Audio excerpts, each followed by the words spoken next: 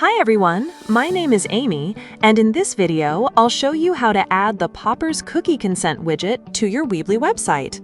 A Cookie Consent widget helps you inform visitors about cookie usage and manage consent preferences in a clear and user-friendly way. So let's get started. First, go to your Popper dashboard. Once you're there, click on Widgets from the left sidebar, and then click Create New Widget. Now search for Cookie Consent in the widget library and open it. Once the widget editor opens, you'll see the preview on the right side and the settings on the left side.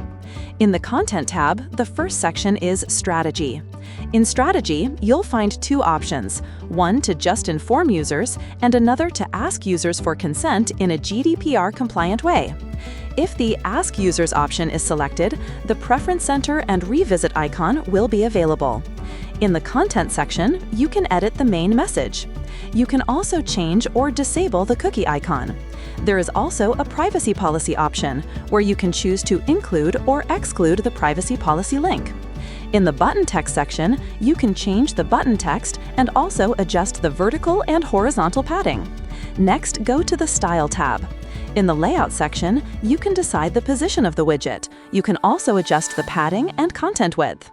In the Color section, you can change the background color, text color, and confirm button color and text.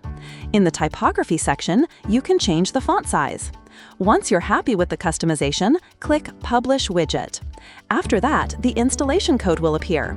Copy the code and go to your Weebly site editor. Inside the editor, add a Embed Code block, then paste the installation code into it. After that, publish your site.